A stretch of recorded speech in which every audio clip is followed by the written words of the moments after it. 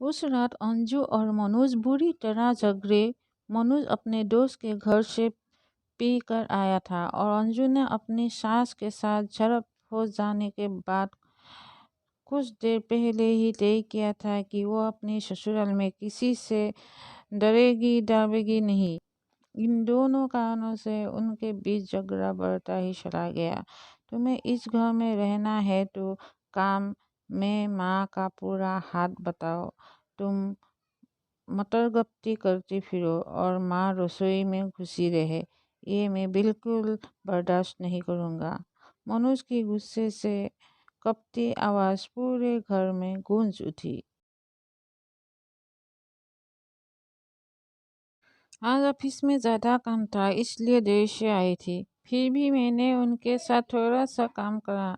अपनी माँ की हर बात सास मानोगी तो हमारी रोज़ लड़ाई होगी। अंजू भी जोर से चिल्लाई। उनकी रोज़ की शिकायत है कि जिस दिन तुम वर्क से घर आ जाती हो उस दिन भी तुम उनके साथ कोई काम नहीं करती हो। ये झूठ बात है। झूठी तुम हो, मेरी माँ नहीं। नहीं, झूठी तुम्हारी माँ है। उस रात मनोज ने अपनी दूसरी पत्नी पर पहली बार हाथ उठा दिया। उनकी शादी को अभी 2 महीने ही बीते थे। तुम्हारे तुम्हारी मुझ पर हाथ उठाने की जरूरत कैसे हुई? अब दोबारा हाथ उठाकर देखो, मैं अभी पुलिस बुला लूंगी। उसकी चिल्ला कर दी गई इस धमकी को सुनकर राजनाथ और आरती अपने बेटे बहू को शांत कराने के लिए उनके कमरे में आए। गुस्से से कांप रही अंजू ने अपनी सास को जली कटी बातें सुनाने में कोई कसर नहीं छोड़ी।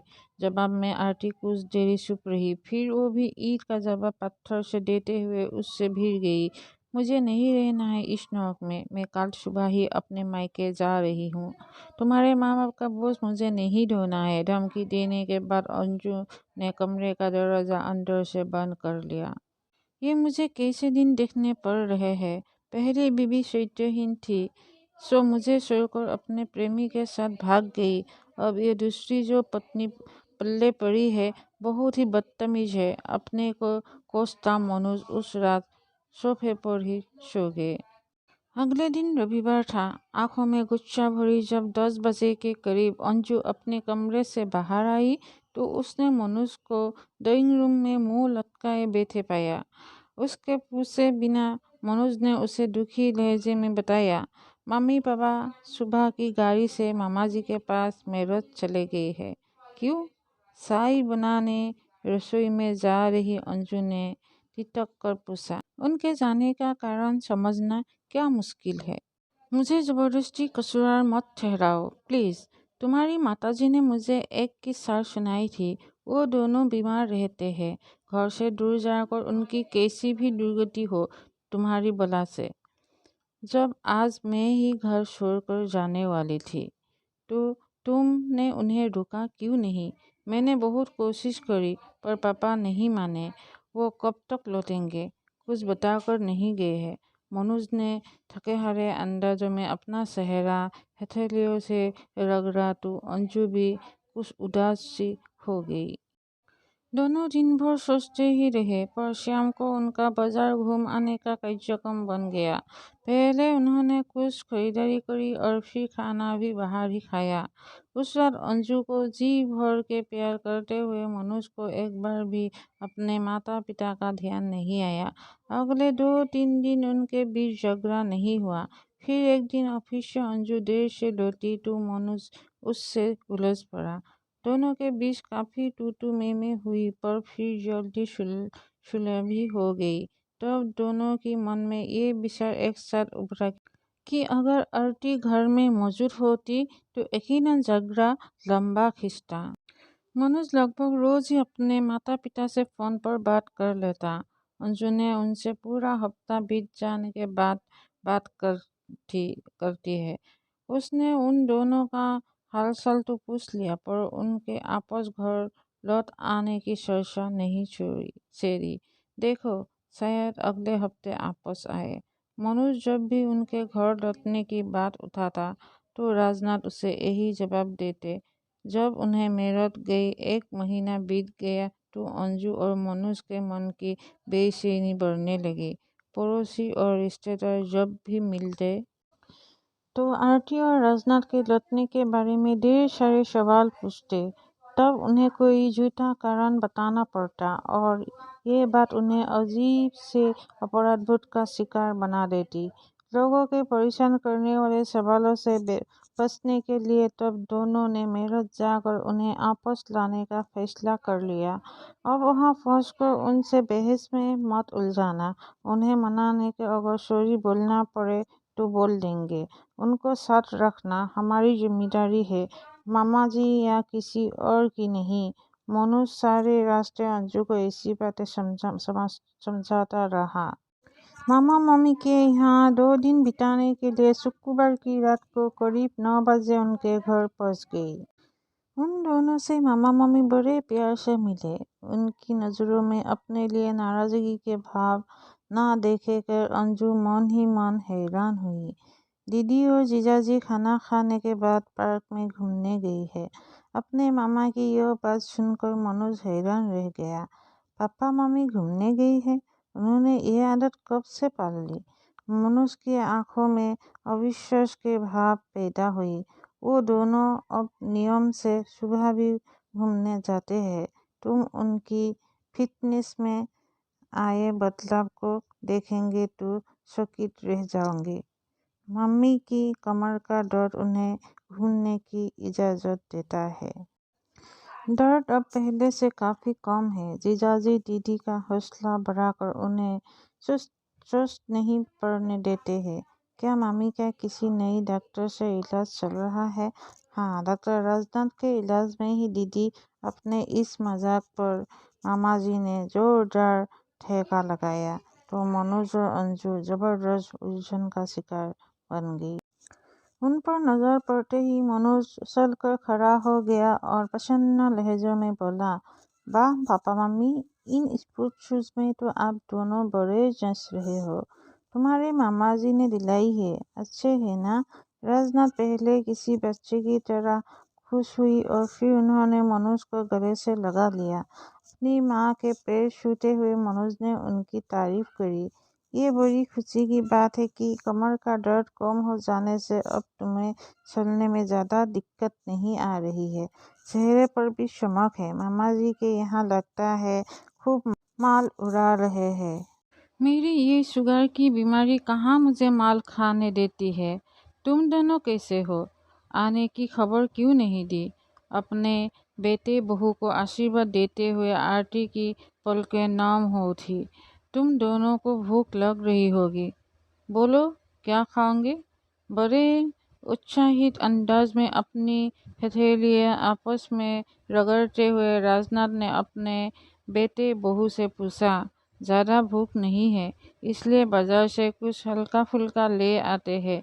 कह मनोज अपने पिता के साथ जाने को उठ खड़ा हुआ। बाजार से क्यों कुछ लाना है? आलू मटर की सब्जी रखी है, मैं फटाफट पराठे तैयार कर देती हूँ। के मामी रसोई में जाने को उठ खड़ी हुई। भाभी, आज आप अपने इस शिष्य को काम करने की आज्ञा दो। रहस्यमय अंदाज में मुस्कुरा रहे राजनाथ ने अपनी सलहश का हाथ पकड़कर आपस सोफे पर बैठा दिया। क्या पराठे आप बनाएंगे? मनोज का मुंह आश्चर्य से खुला का खुला रह गया। पिछले दिनों तुम्हारी मम्मी से कुछ कुकिंग सीखी है मैंने। बस 15 मिनट से ज़्यादा समय नहीं लगेगा खाना लगाने में। तुम दोनों तब तक फ्रेश हो जाओ। अपने बेटे का गाल प्यार से थपथपाने के बाद राजनाथ सीटी बजाते हुए रसोई की तरफ चले गई। राजनाथ ने क्या क्या बनना सीख लिया है, इसकी जानकारी उन दोनों को देते हुए आरती और मामा मामी की आंखें खुशी से चमक रही। मटर पनीर, कोफ्ते, बैगन का भरता, भरुआ भिंडी, पापा ये सब बना सकते हैं। मुझे विश्वास नहीं हो रहा है कैसे हुआ ये चमत्कार। मनोज सचमुच बहुत हैरान नजर आ रहा था क्योंकि राजनाथ को तो पहले ढंग से बनानी नहीं आती थी। अरे जीजाजी, आजकल बड़े मैदानों हो गया है। कहते हैं कि आज के समय में हर इंसान को घर और बाहर के सारे काम करने आने चाहिए। किसी पर अस्थिर होकर बोझ बन जाना नरक में जीने जैसा है। अपने इस नए आदर्श वाक्य को वो दिन में कई बार हम सबको सुनाते हैं। इस उम्र में कोई इतना ज़्यादा बदल सकता है, ये सचमुच हैरान करने वाली बात है।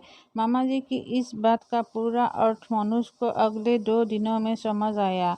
राजनाथ जी ने उन्हें उस रात खस्ता पराठे बनाकर खिलाई, फिर रेत गरम करके उसे एक पोटली में भरा और आरती की कमर की सिकाई करी। वो पहले बहुत कम बोलते थे, पर अब उनकी हंसी से कमरा बार बार गूंज उठता था। अगले दिन सबको बेड टी उन्होंने ही पिलाई।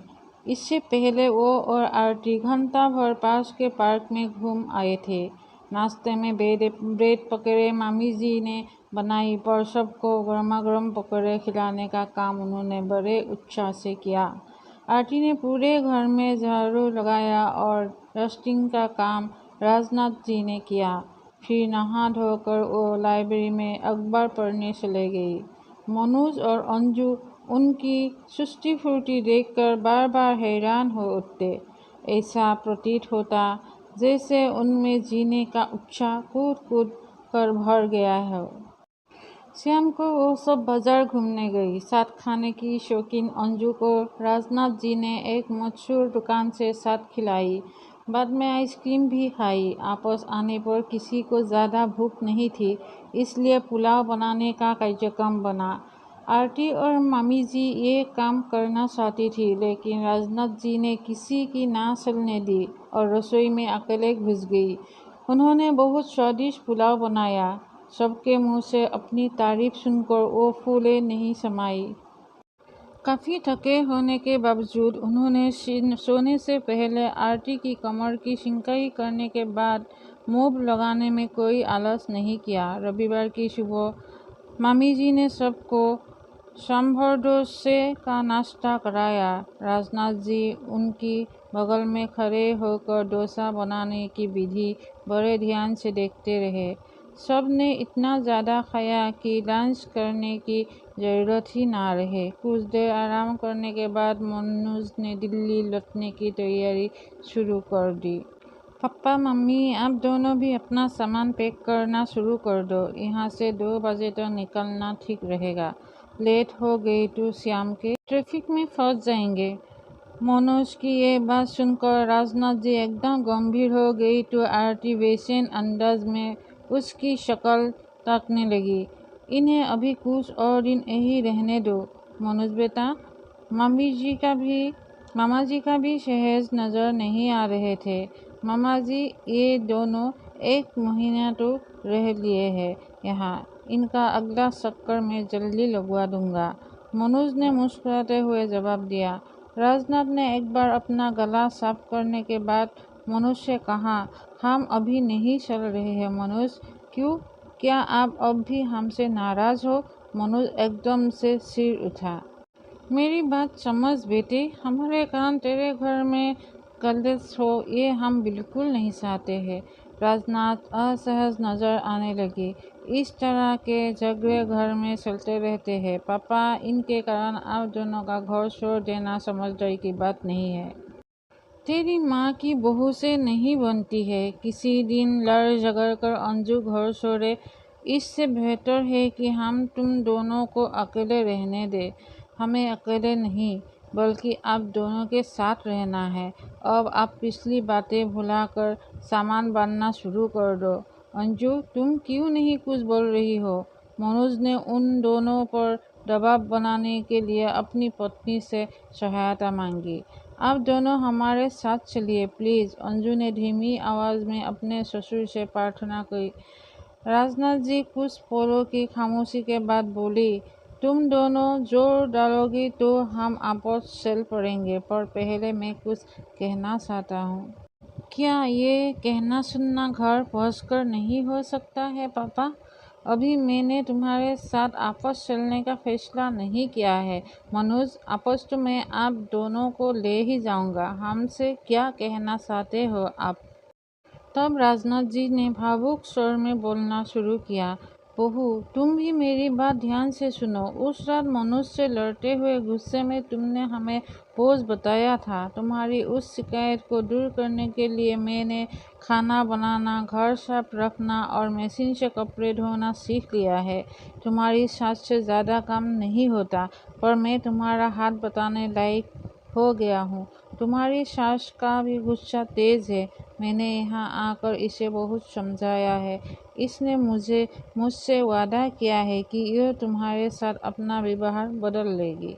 उस रात मनुष्य से झगड़ते हुए जब तुमने घर छोड़कर मायके चले जाने की धमकी दी, तो मैं अंदर तक कांप उठा था। उसी रात मैंने ये फैसला कर लिया था कि घर में सुख शांति बनाए रखने को अगर कोई घर छोड़ेगा तो वो तुम्हारी सास और मैं, तुम नहीं। बहू, मनुष्य को अपनी पहली पत्नी से तलाक आसानी से नहीं मिला था।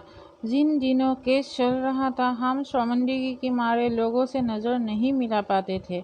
उनके सवालों के जवाब देने से बचने के लिए हमने घर से निकलना बिल्कुल कम कर दिया था। वकीलों और पुलिस वालों ने हमें बहुत सताया था। ऐसा खराब वक्त मेरी ज़िंदगी में फिर से आ सकता है, ऐसी कल्पना भी मेरी रूह कंप देती है। तभी मैं कह रहा हूँ कि तुम दोनों हमें साथ ले जाने की जिद ना करो। अगर तुम दोनों के बीच कभी अलगाव हुआ और मुझे ऐसी शर्मिंदगी का बोझ एक बार फिर से ढोना पड़ा तो मैं जीते जी मर जाऊंगा। पापा, आप अपने आंसू पूछ लो प्लीज़। मैं वादा करती हूँ कि घर छोड़कर जाने की बात मेरे मुंह से कभी नहीं निकलेगी। अपने ससुर के मन की पीड़ा को दूर करने के लिए अंजू ने भरे गले से तुरंत उन्हें विश्वास दिलाया और मैंने आज से शराब छोड़ दी।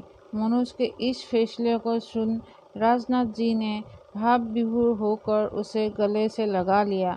आरती, तुम पैकिंग शुरू करो और मैं इस खुशी के मौके पर सबका मुंह हलवे से मीठा करता हूँ।